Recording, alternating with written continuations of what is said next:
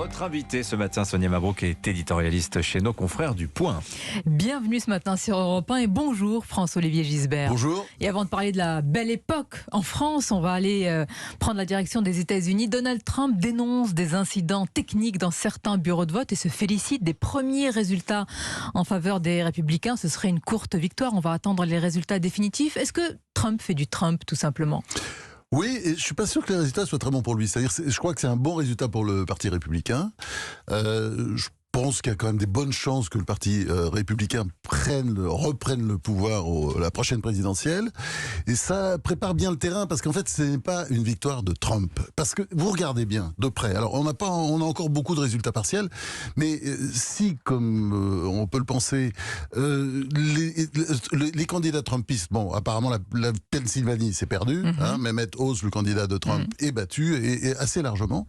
Et puis vous regardez les autres, par exemple, candidats trumpistes notoires, que je pense par exemple dans l'Arizona, apparemment ça va pas se faire non plus. Alors c'est vrai qu'il y a un candidat trumpiste qui est élu dans l'Ohio, mais en fait c'est quand même une victoire républicaine, mais ce n'est pas une victoire de Trump. Faut donner aux mots leur vrai sens, et à partir de là, ça ouvre un peu le champ, ça donne des perspectives à Ron DeSantis, qui est le gouverneur de Floride, et qui lui va être élu, enfin qui est réélu déjà, parce que je crois que les chiffres il y a tellement d'avance qu'il est largement réélu, et je pense que c'est l'homme plutôt qu'on va regarder. Bon, il aura des problèmes parce qu'il aura évidemment, comme aurait dit Chirac, un bourdon dans la culotte qui sera Trump, qui va vraiment l'embêter au maximum. Oui, et qui va certainement annoncer quand même probablement sa candidature. Vous entendez, François-Olivier Gisbert, l'argument qui est mis en avant par Biden et Obama. Il dénonce un danger pour la démocratie si l'ex-président Trump se représentait de nouveau.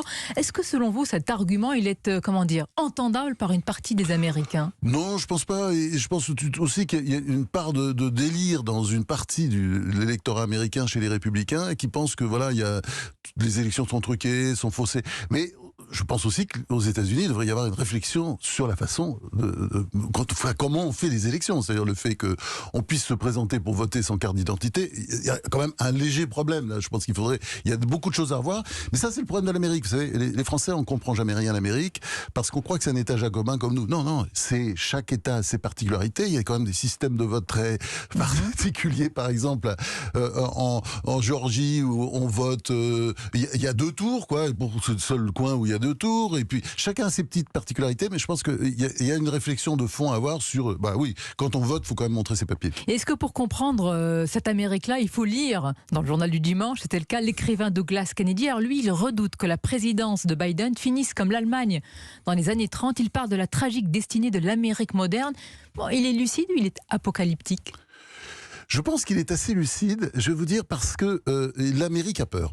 C'est clair, je pense que, vous savez, l'Amérique, parler de l'impérialisme américain, il y a encore des pauvres intellectuels qui nous parlent de l'impérialisme américain. On voit bien qu'il est aujourd'hui sur la défensive. Pourquoi ? La Chine qui est sur le point de doubler, mais c'est quelque chose dont on parle jamais. Et c'est pas seulement sur le plan économique. Elle est sur le point de doubler les États-Unis sur le plan économique. Mais attention, c'est déjà... En 10 ans, elle est devenue la première puissance navale, la première marine dans le monde. Et j'ajoute qu'il y a un grand projet, c'est de devenir la première puissance militaire d'ici 2049. Mais évidemment, ça se fera avant. Ça se fera, à mon avis, les spécialistes vous disent, ça peut-être dans 10 ans. Et quand on fait un tel développement militaire, on a évidemment des intérêts. Ça, aux États-Unis, je crois que depuis Trump, parce que c'est Trump qui a mis le doigt là-dessus, et Biden continue sur cette ligne, parce qu'il y a une forme de continuité, je pense qu'il y a une inquiétude. Et inquiétude sur le déclin, et donc quand vous êtes dans une situation comme ça, vous cherchez des sorties, et ça peut être effectivement un coup à gauche, un coup à droite. Bon, ce qui est sûr, c'est que l'extrême droite, je pense qu'elle a pas trop sa place aux États-Unis, l'extrême gauche non plus. Et donc, si les partis aujourd'hui, par exemple, c'est clair, je pense que je suis pas sûr que Trump serait élu. En fait, s'il était candidat, je suis pas sûr qu'il serait élu. Vous voyez, parce que surtout s'il y a un bon candidat démocrate en face, comme Gavin Newsom, par exemple, le gouverneur de Californie, qui est un jeune homme comme ça, belle gueule, très compétent, qui a vraiment bien réussi partout.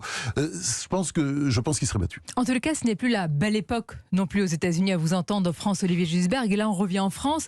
Avant d'évoquer justement votre livre, La Belle Époque, on en est loin si l'on en croit l'état d'esprit des Français dans les sondages. Perte de confiance dans les services publics, hôpital, logement, école, mais à quoi peut-on encore se raccrocher ? Pas grand-chose. Et je pense que, hélas, on ne peut pas se raccrocher au président. Parce que c'est un danseur de claquettes. Je crois qu'on a élu un danseur de claquettes. Il fait des claquettes, voilà. Il fait de la com.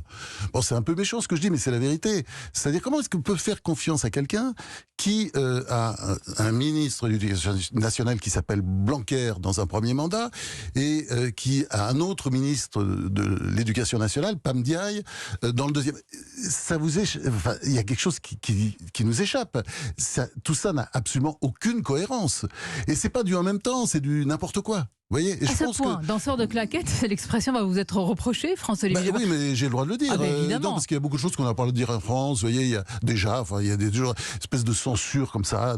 Vous n'avez pas le droit de dire, par exemple, qu'il est un peu en dépression. Mais oui, évidemment. Mais d'ailleurs, il y a d'autres présidents qui étaient en dépression. Pourquoi ? Parce qu'il sent que son quinquennat lui échappe ? Oui, on voit bien. Attendez, Macron, il a beaucoup de qualités. Il est très intelligent. D'ailleurs, vous lui reconnaissez l'intelligence, les compétences. Très intelligent, très compétent. Mais je pense qu'il y a quelque chose, on voit bien, il y a un problème de colonne vertébrale qu'il faudrait qu'il se fasse greffer. Et peut-être que ça irait mieux. Et peut-être que le rapport aux Français serait plus facile. C'est ça qui est plus intéressant. Comment il voit la France, selon vous ? Justement, je pense qu'il la sent pas. Je pense qu'il est très loin. On a l'impression qu'il vit dans un gratte-ciel, dans une espèce de truc hors sol. Il y a quelque chose de, vous voyez, par exemple, l'histoire des villes moyennes, des petites villes de France où vivent quand même la moitié des Français. Je crois que c'est quelque chose qui lui échappe totalement.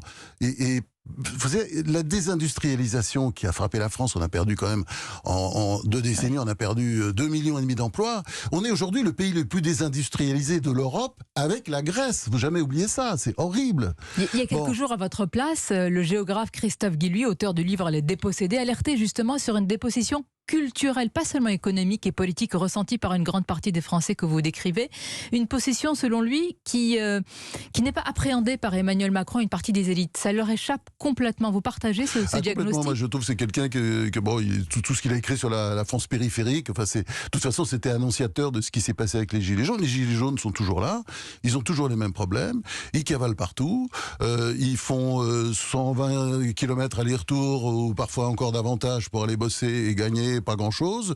Tout va dans le carburant. Enfin, oui, c'est pas facile, quoi. C'est pas facile. Et à côté de ça, vous avez une autre France qui peut profiter de l'assistanat, mais alors plutôt dans les grands centres urbains. Et ça, il y a 2 France, c'est clair. Il y a une France avec des gens qui travaillent énormément et des gens, disons, qui se sentent plus soutenus. Et je crois que on va vers d'autres problèmes à terme, c'est clair. Et s'ajoute à cela une radicalité au détriment de la nuance et de l'intelligence quand on voit les actions de l'écolo-gauchisme, auquel d'ailleurs le Figaro consacre aujourd'hui une double page aussi passionnante et qu'inquiétante. Je voulais vous faire réagir, Franz-Olivier Gisberg, vous qui maniez si bien les mots, sur la rhétorique qui est utilisée par ces radicaux, par ces écolos, au nom du bien, disent-ils. C'est le camp du bien qui veut sauver la planète. La vraie violence, disent-ils, est celle qu'on inflige à la planète. Qu'est-ce que vous pensez, cette rhétorique ? C'est-à-dire, je pense qu'on a tous un sentiment double. C'est-à-dire que moi, je suis écologiste depuis très très longtemps. J'ai été élevé à la campagne, j'ai vu. Et puis j'aime la nature, vous voyez, donc je vois ce qu'on fait à la nature, mais ce sont pas les paysans. C'est-à-dire que il y a là on voit ce que je parlais tout à l'heure de l'urbanisation même des esprits, des cerveaux. Là, vous avez très bien, vous voyez, c'est une guerre urbaine contre les paysans. Enfin, c'est atroce, des connards qui ne comprennent rien à rien, qui ont jamais vu, à mon avis, une vache de leur vie, qui doivent croire qu'elle pondent des œufs. Mais qui n'ont aucune connaissance de rien et qui viennent avec une sauvagerie, parce qu'évidemment, c'est peut-être plus facile d'aller taper sur les paysans, et puis avec le taux de suicide des paysans, vous avez le malheur paysan aujourd'hui en France, voilà, des gens aussi qui ne sont pas soutenus, quoi. C'est clair, l'aide, ça n'existe pas. Là, c'est la majorité méprisée qu'on n'entend pas, absolument. silencieuse. Et tout ça, et je trouve que, comment dire, je suis écologiste, mais surtout, il ne faut pas confier l'écologie à ces gens-là. Ça devient quelque chose d'abject. Mais pourquoi dans notre pays, gauche et extrême gauche se mélangent alors que dans d'autres pays, je pense par exemple d'autres pays européens, l'Allemagne, ça ne se passe pas comme ça. Pourquoi il y a cette jonction chez nous? Ça, vous avez la réponse dans La Belle Époque, mon bouquin. Et oui, c'est ça. J'essaie de faire une formidable transition. Oui, très bonne transition, mais c'est vrai que c'est fondamental. C'est-à-dire que l'Allemagne, elle a eu la fraction armée rouge, l'Italie a eu les brigades rouges. Et la gauche classique, traditionnelle, parlementaire et socialiste, est entrée en guerre contre cette extrême gauche. Dans les deux pays, en Allemagne comme en Italie. Et d'ailleurs, il fallait voir les gens de gauche sur tout ce cirque qu'on a fait autour de César Battisti, défendu par tous nos intellectuels français. Bon, ils disaient c'est un assassin. Moi, mes copains italiens me disaient mais comment, etc. Moi, je comprenais grâce à eux d'ailleurs qui était Battisti, qui d'ailleurs quand il a été rattrapé par la maréchaussée, a tout de suite dit bah oui, effectivement, il a tué, je sais plus si c'était 4 ou 5 personnes. Mais enfin, il s'est pas gêné. Et il a tout de suite plaidé coupable. Et nous, on était en train de crier que c'était une histoire. Pourquoi? Je veux dire, chez nous, il y a eu la même extrême gauche, infâme, répugnante, avec des appels au meurtre. Jean-Paul Sartre, de grand héros, mais je raconte tout ça, le personnage, enfin, encore considéré comme un grand intellectuel, parce qu'on appelle ça les grands intellectuels. On dit, d'ailleurs, on n'a plus d'intellectuels, c'est normal, parce que les intellectuels qu'on a aujourd'hui ne disent pas de conneries et ne font pas d'appel au meurtre. Hein. Vous lisez Jacques Julliard, il n'y a pas d'appel au meurtre, c'est quelqu'un qui, en général, s'est jamais trompé. Alors, évidemment, nous, les grands intellectuels, il faut qu'ils se trompent tout le temps. Elisabeth Badinter, voilà, c'est aussi une grande intellectuelle française, elle ne se trompe pas, voilà, elle fait des analyses très sérieuses. Donc on dit qu'on n'en a plus. Non, moi je préfère franchement Julliard, Badinter et tous les autres, et Michel Onfray, etc. Et Michel Onfray aussi, bien sûr, à Finkielkraut. Enfin bon, il y a toute une série. On a des intellectuels en France. Et simplement, c'est vrai qu'ils n'appellent pas au meurtre, contrairement à tous nos grands intellectuels étaient maoïstes à l'époque. Et si vous voulez, eux, simplement, par rapport à la différence de l'Allemagne ou de l'Italie, on ne pouvait pas. C'est ça la différence. Et donc, il y a une porosité très vite entre l'extrême gauche française et la gauche française. Et on l'a vu quand la gauche est arrivée au pouvoir, l'énorme connerie sur Action Directe. C'est-à-dire, il fallait les faire entrer dans le système. Vous avez vu, ils sont ressortis, on les a relâchés. Et tout de suite, Georges Besse, enfin, et d'autres, il y a eu des morts. Là, pour le coup, il y a eu des morts. Là, il y a eu des morts. Et quel cocktail ça va donner aujourd'hui? On va le voir. En tous les cas, dans votre livre, La Belle Époque, c'est une fresque politico-intimiste. Alors, au moment où on criminalise la nostalgie, on peut dire qu'il y a un peu de nostalgie, mais de la belle nostalgie avec les chansons d'Assin, Samson, Dalida, les livres, les beaux livres, les grands débats de l'époque, oserais-je dire les grands politiques, nous en recevons tous les matins ici, mais là vous parlez de grands fauves. Bon, au moment où une France était gouvernée. Et je pense aussi, oui, vous avez vraiment la formule, c'est-à-dire que ces gens-là gouvernaient, c'est-à-dire il y avait l'idée d'une bonne gestion. Regardez par exemple tout simplement la décennie 70, il y a 2 chocs pétroliers. Le Covid, bon, effectivement, c'est embêtant, mais c'est de la roupie de Sansonnet à côté des 2 chocs pétroliers. C'est monstrueux, le baril multiplié par 4, enfin le prix du baril, tout ça. Et pourtant, Giscard, il remet les clés à Mitterrand. Dans quel état est la France? Quand il remet les clés à Mitterrand, vous savez, 20% d'endettement, mais c'est complètement dingue, avec pas de déficit, enfin, la France, c'est-à-dire, ils ont géré. Et vous savez, gérer, c'est quoi? Ça, il faudra expliquer à Emmanuel Macron, si vous avez l'occasion de le voir. Gouverner, De Gaulle l'a très bien défini, vous avez dans plusieurs bouquins de mémoire, de Focard ou d'autres, il dit tout le temps, et ça c'est d'ailleurs méchant pour Pompidou à l'époque, il dit gouverner, c'est dire non. C'est dire non. Vous savez, même si vous avez une petite PME, il faut savoir dire non. Et je crois que c'est ça qu'il faudrait... voilà. D'ailleurs, même les journalistes doivent dire non. J'ai en mémoire que vous avez dit non à François Mitterrand qui voulait vous proposer un avenir de député. Oui, mais Chirac aussi, vous savez, souvent... Non, mais tout le monde doit pouvoir dire non. C'est un exemple. Non, mais ça, ce métier est tellement beau, il faut continuer à le faire. Mais alors comment continuer à le faire? Parce que vous racontez quand même des belles histoires, des belles pages, où vous interrogez des politiques qui sont férus de grands livres, qui lisent, qui ont une... Ah oui, c'est extraordinaire. Oui, c'est sûr que Mitterrand, c'était de la folie d'ailleurs. Et Chirac aussi, vous savez, Chirac faisait tout pour avoir l'air un peu bêta. Mais vous savez, ça c'est une tactique de certains grands politiques qui essayent de pas avoir l'air trop intelligent. Même Reagan se faisait plus bête que je vois Wauquiez aussi dans un autre genre aussi. Bon, il veut pas, il est presque gêné ou il va rougir si vous parlez de tous ses diplômes où il était premier partout. Donc c'est vrai que c'est une forme. Enfin, quand vous faites de la politique pour bien en faire, de toute façon, faut être modeste. Hein, c'est clair. Et puis surtout, et ça, c'était le grand chic de ces gens, parce que Pompidou, c'était quelqu'un, comment dire, de rustique, parce qu'il gardait des racines. Hein, il a travaillé chez Rothschild, mais j'ai jamais oublié, petit-fils de paysan, fils d'instituteur. Bon, c'était la promotion sociale à la française. Mais il y avait le vieux fond de modestie. Alors, il n'y avait pas cette modestie chez Giscard, bien entendu. D'ailleurs, il a payé ça, à mon avis, en grande partie, parce que le bilan, quand vous regardez le bilan, il est très bon.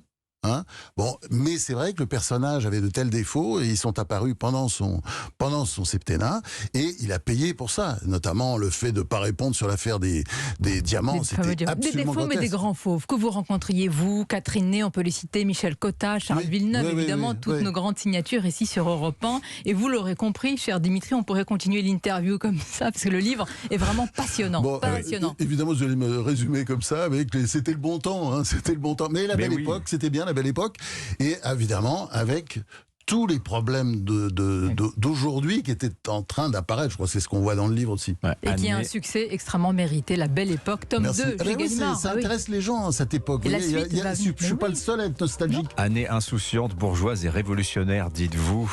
Il y a de la nostalgie chez Fogg, mais c'est toujours joyeux, c'est toujours très agréable d'entendre parler. Merci beaucoup François-Olivier d'être venu nous voir sur Europe 1. Merci beaucoup Sonia Mabrouk. Je vous dis à demain.